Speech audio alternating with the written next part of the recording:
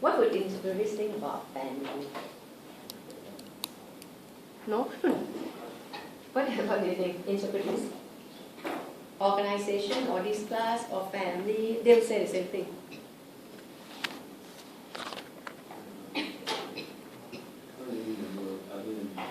Suicide to check the result of it. That one sounds more like this kind. What do you think? Anyone remember interpretivism? Interpretivism say we have to look at meanings. Remember meanings people have on things, right? So how then would we define a bureaucracy if we are interpreters? You are interpreters. No idea. How would interpreters define bureaucracy? No idea. Why you all don't have idea? What interpretivism? Anyone any idea? How would an interpreterist define bureaucracy or organization? No? Okay. Okay, you're all correct. You're all correct. Because they say we don't know how. Serious. They will say we don't know how. Because people got different ideas about things. Yeah? People have different ideas about things. People have different opinion about what organization is. Organization is a place where members come together and they exchange ideas through language and use reflexively, taking the roles of the others. Organization, this group is different from organization, that group. So therefore, there's no structure of organization, there's no definition. You got it? That's why they interpret it. Like Goffman did the assignment. He didn't even define things first, right? He had to go to field and look at how people define things. You don't have a preconceived idea. Yeah, you don't have a definition. That's what it is. Okay? So lucky, right? So you're right, yeah. They don't have a definition. Now, later, interpreters will come. Yeah, as a perspective. That tells you exactly like I'm telling you. That we can't have any rigid definition of bureaucracy, we just don't know what it is. Yeah? We just don't know what an organization is. How to organize, we also don't know. So this kind of perspective doesn't have structure. Yeah? Everything is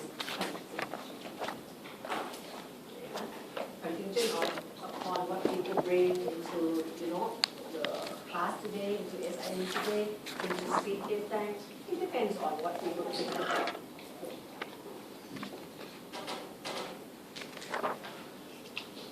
Okay. After the introduction, that is the first point. Second point is problem with definition. That is your introduction, remember? The introduction, you really got to introduction, no? Yeah? Because when I mark your paper, yeah, I see some of them, I still don't get the good introduction, Yeah? I have finished marking your paper later, during the break you can come and get it back. And today I'll try to leave about 15 or 20 minutes going through the questions. I have asked you to choose one of these 6 questions, right? Yeah? So if you have time, I have written out something, yeah? So maybe go through that. How to do introduction. So far, I got the first point. Right? Dress up organization. Second, problem with definition. Yeah, and I say there are different definitions. Yeah? Structural definition, interpretist definition or interpretist idea about what it is. Yeah. When you write in your paper, it depends on, it depends very much on what you bring to the question. But generally, you say that's problem with definition. You can just write one line. Or you can say, something of it this way, another thing of it another way. Yeah? Or you can just say, most people follow Weber and just write Weber only. Also okay. third point, the question. Yeah, my third point. Then you have to rewrite the question. You know, you have to tell the examiner, I'm doing this question. What will the question be? It will be, they ask you for size structure. Sometimes they do. It could be functional operation. But these two are not in the subject. Yeah? But they ask sometimes. Yeah? Sometimes they ask form, size, structure. Sometimes they ask function, operation. Sometimes they ask other things. Sometimes they ask like, why sociology study of position? Very open. But in your subject guide, it says, these are the topics. Emergent and change, power, and strategies. Yeah. I don't see them asking you direct like that. And that is why the question on organization seems to be, you know, become difficult for students because they don't ask direct like this. It's all you using the knowledge, adapting, and fitting to the question. Yeah? And that is kind of easy. Sometimes not that easy. Okay, so now we will be following that lead. Yeah? We'll look at emergent and change, our strategies.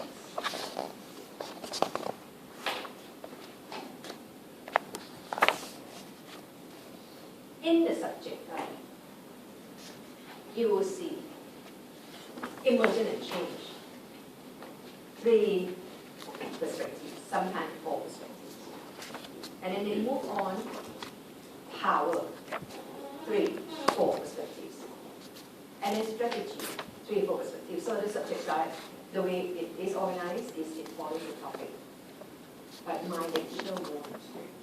Yeah, my lecture will focus on the perspective. Yeah? I tell you, okay, this is a perspective. How do they think in terms of emergence? How do they think in terms of power? And in terms of strategy?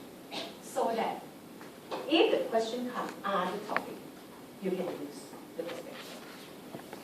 Yeah? Because otherwise you see perspective very fractured. You know? Yeah, very fragmented. This time you have it, later come and see it again, another time come again. You don't see the whole picture. I want you to know perspective. And I want you to go back and continue searching and read up. There are only 4. Yeah, about 4, only 4 perspectives. Yeah, it's not like something like globalization last time for 20 or, you know, theories. Those are more small theories. This one is more perspective, bigger picture. Okay, so what do we mean by form size? What do we mean by functions, emergence? What do they want you to do?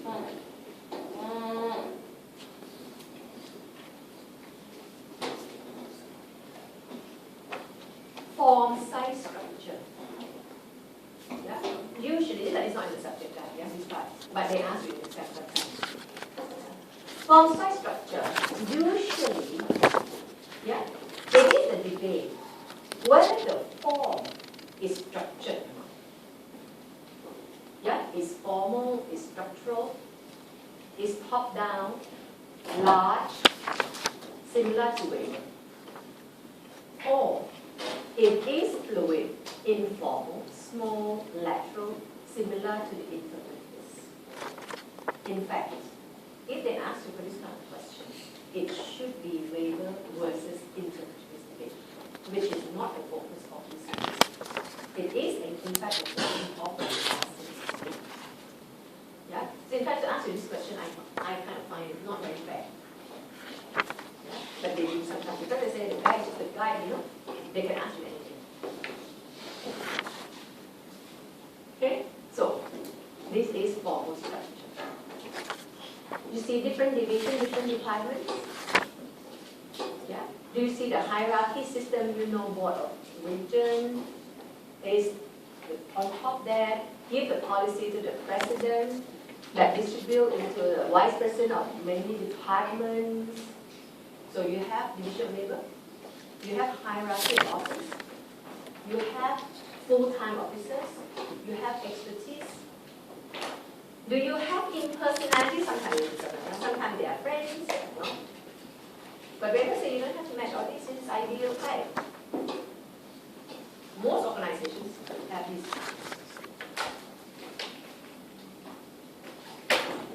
Now, let me just give you some general knowledge about what organization is so that you know what we are talking about. In any organization, you see, that's board of directors, yeah? If you have creative technology, you have Dell computer, you have Singapore Airlines, all this, yeah? You have board of directors. Usually made up of those people in the industry, those people who are so involved in this, and then called board of directors. What does board of directors do?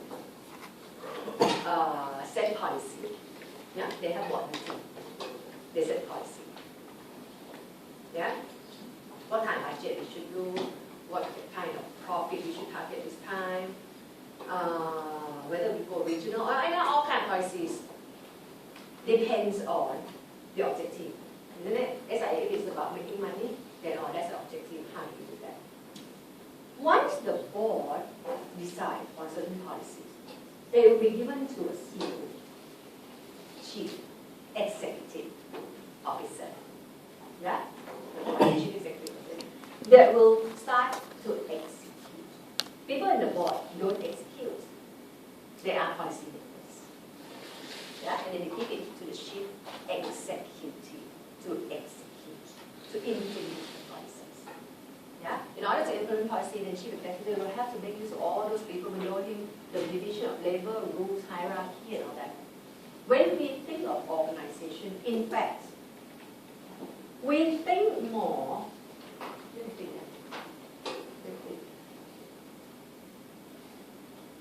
Okay, this syllabus, look at the whole picture. Yeah, from the board down to everybody in there.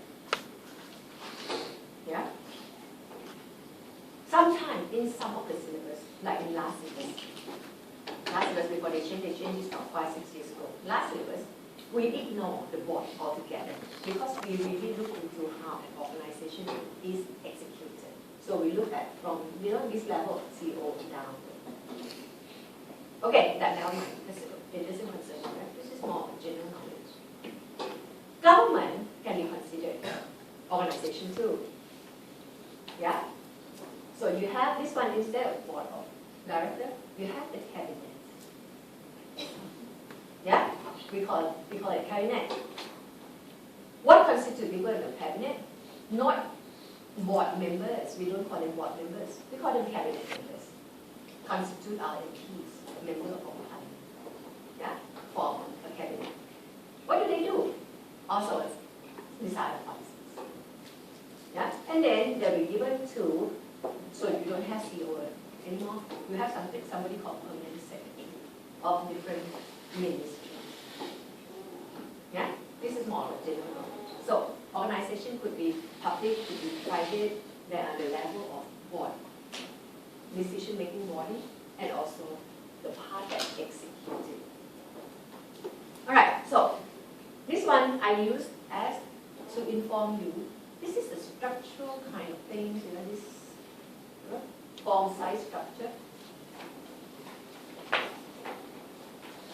Okay, so structure is whether it looks like this. This is a structural perspective, or it looks liquid and flexible.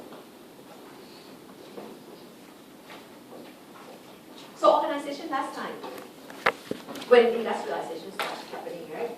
Small companies don't have to really be very good at structure.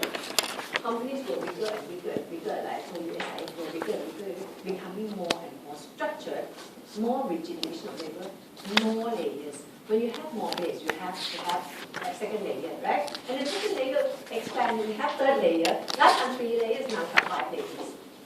Yeah? As organizations do. So you have more hierarchy. Yeah? But now people are, that organization tend to go smaller by the idea of outsourcing. Yeah? Once you start outsourcing the operations that I'm not very good at to other companies, your company can go smaller, becoming less bureaucratic, less formal. Yeah? And now medium-sized enterprise, or companies, those .com companies, others are pretty small, so they are not that structured. Yeah, so when you write, say if they ask you this kind of question, right? Yeah, so you say, okay, the debate is between whether it's structural, it's large, it's big, or it's getting smaller. Right? Large, big, and all, you get greater big. Getting smaller, later you get this if you don't know yet. And then you need examples, yeah? Yeah, so you have examples, large one like in this word, the small ones would be like the SME, or as I mentioned, as a result of outsourcing, companies growing smaller. You have companies that exist in the internet, they tend to be small, and sometimes they run from home. Yeah, they don't even have physical office. Okay, that's the written form structure. Second topic that some often ask, among everybody else, not just this university, is function. Function or operation. This is the issue of efficiency and effectiveness. And we have mentioned that effectiveness, efficiency. The debate on how to make organization efficient and effective comes from scientific management of Weber and Taylor. Yeah, versus humanist interpretivist school. This one again, if you did organization theory or management, some of you get Weber, Taylor, scientific management, right? How many of you know Taylor and scientific management? Do you know? Okay, if you know that, that is very useful to bring it to sociology. Yeah? If you don't have, don't worry. You can use other things. Yeah? Again, this is not, they say this is not the focus of your syllabus. Don't worry, they say. Yeah? But I saw them ask sometimes. Yeah? And if they do, this is about Taylor Weber, scientific management. The debate that to be efficient, to be effective, you've got to be structured, on one hand. On the other hand, to be efficient, to be effective, you need creativity. Two sides. Okay, to repeat that. On one hand, to be efficient, to be effective, you have to be structured. People have to know how to function. People have to know that case. Yeah? That is Weber. Okay? But to be structured, you lose creativity. True? To be structured, you follow rules. What kind of creativity you need? You don't need anything to be creative. You just follow rules. Yeah? And most huge organizations, is why I told you that, people at NUS that I come across, they're not creative. They're not flexible. They just follow their rules. That is safe. Safe. Safe. Yeah? They don't want to risk. What do I want to risk to the students? No, I follow rules. I can't be wrong. Nobody can come there, can blame me. That is one way. Another way to be efficient, to be effective, you need people to be creative. Means they can't follow rules. There must be no rules. Organization has to be flexible, informal, and personal. Yeah? So these are two different approaches.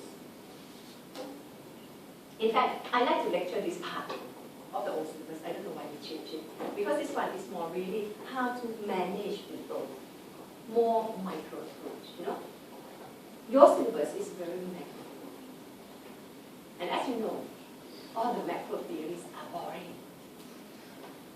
Just like maths, those are quite boring, because it's very hard to come to know, or it's so abstract, the idea of social fact, those are abstract. So, okay, anyway, this is another topic they would ask. The topic they say, they list in your subject guide, are these three: emergence, power, and strategies. So, we are going to just go through what they want, and give you a break, and then come back. We have a look at the theories, one of the theories today.